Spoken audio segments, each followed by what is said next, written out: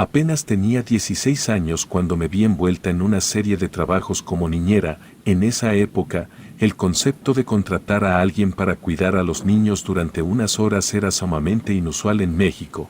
Comencé en esto de manera casi accidental, cuidando ocasionalmente a mis primos a cambio de una modesta paga proporcionada por una de mis tías. Un día, esa misma tía me sorprendió al decirme que me había recomendado con una vecina que vivía solo a unas cuantas calles de su casa. Inicialmente, asumí que se trataría de un trabajo puntual, una experiencia de una sola vez. Sin embargo, la señora quedó tan impresionada con mi responsabilidad que no solo se convirtió en una clienta recurrente, sino que también me recomendó a otras personas. De repente, me vi inundada de solicitudes de padres que anhelaban mis servicios. En aquel tiempo, disfrutaba enormemente de trabajar como niñera, siempre me habían encantado los niños y además, como una adolescente sin muchos gastos, el dinero que ganaba era más de lo que podría haber imaginado. Podía permitirme comprar cosas que la mayoría de mis compañeros de escuela o amigos no podían siquiera soñar con tener. Además, el trabajo ofrecía horarios flexibles que me permitían realizar mis tareas escolares cuando fuera necesario. Era el trabajo perfecto para mí y hubiera deseado que siguiera así, de no ser por esa tarde que lo cambió todo. Una señora, para la cual llevaba apenas unas cuantas semanas trabajando, me mencionó que había hablado de mí con una amiga suya, una mujer interesada en mis servicios. Al principio, tomé la propuesta como uno más de los trabajos habituales. Sin embargo, a medida que escuchaba los detalles, la singularidad de la situación comenzó a resonar en mi mente. La mujer en cuestión deseaba que alguien se hiciera cargo de su hija durante toda una tarde y noche. Debía llegar a su casa a las 5 de la tarde y permanecer hasta las 10 de la mañana del día siguiente. Mis primeras dudas surgieron al instante, ya que no estaba segura de que mis padres me permitieran pasar toda una noche en casa de alguien completamente desconocido y casi de inmediato rechacé la oferta. Aunque pensé que eso sería absolutamente todo relacionado con aquella mujer que solicitaba mis servicios, la realidad demostró ser diferente. Apenas una semana después de la inusual propuesta, el teléfono de mi casa sonó y en esta ocasión, mi padre respondió.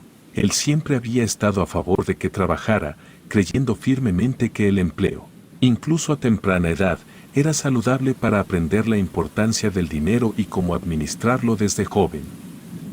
La voz del otro lado de la línea pertenecía a una mujer amable que deseaba una niñera. Al principio, esto no me sorprendió, ya que mi creciente reputación entre un círculo de señoras generaba este tipo de llamadas constantemente. Contesté con naturalidad, pero la sorpresa llegó cuando la mujer propuso el mismo trato que aquella dama de la semana anterior. Estaba dispuesta a pagar 1,500 pesos solo por una noche. La suma era tentadora para una adolescente de 16 años como yo. Al estar el teléfono en altavoz, mi padre escuchó toda la conversación y me miró en busca de aprobación. Vaciló un momento, evaluando la oferta y revisando los riesgos. En México, la inseguridad y la delincuencia eran realidades cotidianas, lo que generaba la preocupación lógica de mi padre. Notando la indecisión de mi padre y sintiendo que la mujer al otro lado de la línea esperaba una respuesta, le dije que no estaba del todo segura, que hablaría con mis padres y le devolvería la llamada. La mujer aceptó y después de colgar, mi padre y yo compartimos nuestras dudas y reflexiones. Mi padre sugirió esperar a que mi madre llegara del trabajo para que ambos, como familia, tomáramos una decisión más informada. La perspectiva de pasar prácticamente todo un día fuera de casa me generaba una mezcla de emoción y ansiedad. La tentación de ganar una suma tan considerable era enorme, sobre todo porque ya tenía en mente el deseo de comprar algo que siempre había querido, un teléfono. En esa época, no era común que las personas tuvieran teléfonos celulares, pero la idea de poseer uno me emocionaba enormemente. Mientras esperaba a mi madre, comencé a idear argumentos convincentes que pudieran persuadir a mis padres para que me permitieran aceptar el trabajo. Pensé en resaltar la responsabilidad que había demostrado en trabajos anteriores. La oportunidad única de ganar tanto dinero en una sola noche y mi deseo de adquirir algo que mejoraría en mi vida cotidiana, aunque sabía que la seguridad era una preocupación legítima, estaba decidida a convencer a mis padres de que esta oportunidad valía la pena. En cuanto mi madre llegó, compartimos la noticia de la oferta con ella. Como era de esperar, su respuesta inicial fue un rotundo no. Sin embargo, no me di por vencida y comencé a decirle mis argumentos. Le aseguré que sería muy responsable y que pediría el número de teléfono de la mujer para estar en contacto en caso de cualquier eventualidad. Mi padre también se sumó a la persuasión, afirmando que la mujer sonaba bastante normal y amable por teléfono. Además, propuso una medida adicional para asegurarnos de que todo estuviera bien. Se ofreció a llevarme hasta la casa de la mujer, conocerla personalmente y verificar que todo estuviera en orden. Aunque mi madre aún no estaba del todo convencida, dos personas lanzando continuamente argumentos finalmente la hicieron ceder. Accedió con la condición de que mi padre tomara estas precauciones adicionales para garantizar mi seguridad. Casi sin perder tiempo, corrí al teléfono y le comuniqué a la mujer que aceptaba el trabajo. La señora parecía genuinamente feliz y agradecida de que estuviera dispuesta a cuidar a su hija durante todo un día. Me explicó por teléfono que tenía que salir durante ese día y no tenía con quién dejar a su hija. Agradecí la confianza y le aseguré que estaría ahí el día acordado. Cuando llegó el día, mi padre, cumpliendo su promesa, me llevó hasta la casa de la mujer. La residencia era considerablemente grande, evidenciando un nivel económico acomodado. Al entrar, la mujer demostró ser tan amable como lo había sido por teléfono, agradeciendo nuevamente que aceptara cuidar a su hija.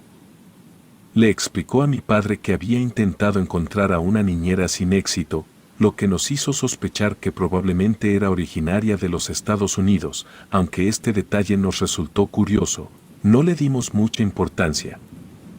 Tras una breve charla, mi padre se retiró, dejándome sola con la mujer, y en cuanto él se fue, la señora sugirió que podría conocer a Frida. No es su nombre real, por respeto a la familia. Asentí y ella me llevó a la habitación de la niña, que estaba en la planta superior. En el camino, la mujer me explicó que Frida tenía una imaginación muy activa y recientemente había desarrollado una fase en la que tenía un amigo imaginario. Me advirtió amablemente que a Frida le gustaba que trataran a este niño invisible como si fuera real.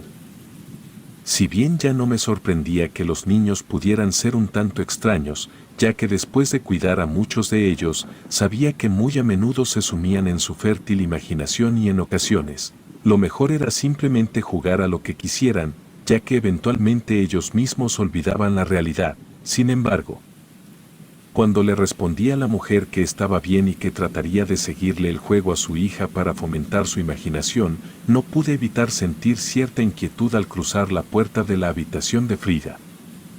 Me había percatado de que Frida no era una niña de 4 o 5 años, como había asumido inicialmente.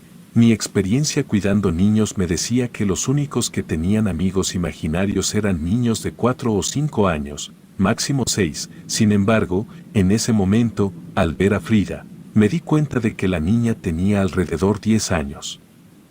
Resultaba un tanto extraño que a esa edad aún se aferrara a fantasías infantiles. Decidí no cuestionar nada, recordando que no tenía por qué juzgar las elecciones de crianza de los demás, y me limité a presentarme a Frida. Le expliqué que sería su niñera mientras su mamá no estuviera en casa y que podríamos jugar y ver películas para pasar el tiempo. La niña, con una sonrisa que parecía bastante normal, respondió al saludo y me aseguró que tenía muchos juegos con los que podíamos divertirnos. Aparentemente, todo marchaba bien. La madre, satisfecha al ver que nos llevábamos bien, anunció que era hora de irse y tras recoger una pequeña maleta, se fue. Al principio, todo transcurría de manera normal. Pasamos alrededor de 2 horas hablando y jugando a un juego de mesa. Después de eso, propuse ver una película mientras comíamos palomitas. Frida, emocionada, aceptó y se dirigió a la sala para elegir el disco, mientras yo esperaba a que las palomitas se cocinaran en el microondas. Algo inusual comenzó a ocurrir. Empecé a escuchar unos pasos que parecían dirigirse hacia la cocina, donde me encontraba. Al principio, no le di mucha importancia, pensando que la niña ya había elegido la película y venía a la cocina para estar conmigo. Además, escuché risas provenientes del exterior de la cocina, lo cual confirmó mi suposición. Sonreí, pensando que Frida trataba de esconderse para asustarme, como los niños pequeños suelen hacer. Pensando que la situación anterior había sido un simple juego de la pequeña Frida, decidí seguirle la corriente. Entendía perfectamente que a los niños les encantaba asustar a otros, y este juego era común y lleno de emoción para ellos, así que al apagarse el microondas, saqué las bolsas de palomitas y me dirigí hacia la puerta de la cocina para ir a la sala. En ese momento, aún veía la sombra agazapada a un costado del marco de la puerta y también percibía risas que delataban su ubicación. Estaba lista para dar unos pasos y fingir sorpresa cuando la niña saltara para asustarme. Sin embargo, al cruzar el marco de la puerta, no solo no saltó nadie para asustarme, sino que no había absolutamente nadie ahí. Un escalofrío recorrió mi cuerpo ante la desconcertante realidad. No podía creer que no hubiera nadie después de haber visto sombras y escuchado risas. Incluso si Frida se hubiera arrepentido y se hubiera alejado corriendo, estaba tan cerca que habría escuchado sus pasos, pero no había nadie. Decidí no causar escándalo y pensar que tal vez era la sombra de alguna otra cosa. Intenté convencerme de que las risas eran el eco de las de Frida, quien estaba en la sala poniendo el DVD. No quería indagar más y fui hacia la sala para ver la película con la pequeña. Frida había elegido una película de Barbie, algo que a mí personalmente no me agradaba mucho. No le prestaba mucha atención y mi mente volvió a dar vueltas sobre lo que acababa de experimentar. Cada explicación lógica que intentaba encontrar solo me hacía darme cuenta de que no había una razón racional para lo sucedido. En algún momento de la película, las palomitas se agotaron y Frida me preguntó si podía hacer más. Me levanté y fui a la cocina para preparar otra bolsa, pero esta vez me sentía mucho más nerviosa respecto a lo ocurrido anteriormente. Volteaba constantemente hacia la puerta, buscando la sombra, pero por más que lo hacía, no lograba ver absolutamente nada. La inquietud se apoderaba de mí, mientras el silencio de la casa se mezclaba con la tensión que sentía en el ambiente. Mientras caminaba de vuelta a la sala con Frida, noté que algo era fuera de lo común. Parecía que Frida estaba hablando con alguien. Inicialmente, pensé que tal vez estaba charlando con su amigo imaginario, así que no le di demasiada importancia y continué avanzando. Sin embargo, a medida que me acercaba, la conversación se volvía más clara y para mi sorpresa, pude escuchar claramente las palabras de Frida. Ella le estaba diciendo a alguien que no me volviera a asustar, ya que le agradaba y no quería que me fuera como las otras personas que la habían cuidado. Esto me impactó, considerando que aún estaba un poco aturdida por lo que me había ocurrido unas horas atrás, pero lo que resultó verdaderamente escalofriante fue cuando escuché claramente la voz de un segundo niño, que le respondió a Frida que era divertido asustarme y que disfrutó viendo mi reacción cuando salí de la cocina y él desapareció. Al llegar a la sala, le pregunté a Frida con quién estaba hablando, pero rápidamente me di cuenta de que estaba completamente sola. Miré en todas direcciones en busca de aquel niño que había estado hablando, pero no vi absolutamente nada. Desesperada por obtener respuestas, volví a preguntarle a Frida quién era la persona con la que estaba hablando. Frida encogió un poco los hombros y me dijo que estaba hablando con Miguel. Intrigada, le pregunté quién era Miguel y Frida respondió que Miguel era su amigo que vivía en esa casa antes de que ellas llegaran. Según Frida, a Miguel no le gustaban mucho los extraños, pero podría ser su amiga si quisiera, aunque esto era extraño. Recordé las instrucciones de su madre de seguirle la corriente a Frida en todo lo relacionado con su amigo imaginario. Traté de fingir una sonrisa y le dije que por supuesto, me encantaría ser amiga de Miguel para que ya no le cayera mal. Casi de inmediato, Frida miró en dirección a un sillón vacío en la sala y luego me miró a mí. Me dijo que Miguel no estaba del todo convencido de que yo quisiera ser su amiga. Pero yo le aseguré que estaba dispuesta y que Miguel no tenía nada que temer. Frida volvió a mirar hacia el sillón y luego hacia mí, diciéndome que si quería ser amiga de Miguel, él quería jugar a las escondidas. Accedí a jugar a las escondidas con ellos, pensando que tal vez había sido Frida quien imitó otra voz y que la sugestión y la tensión del momento me hicieron escuchar la voz como algo completamente diferente. Cabe destacar que para ese momento, ya era de noche, aunque la casa estaba perfectamente iluminada por su propia luz. La atmósfera inquietante de la casa parecía intensificarse, pero decidí seguir adelante con el juego para descubrir más sobre este misterioso amigo imaginario llamado Miguel.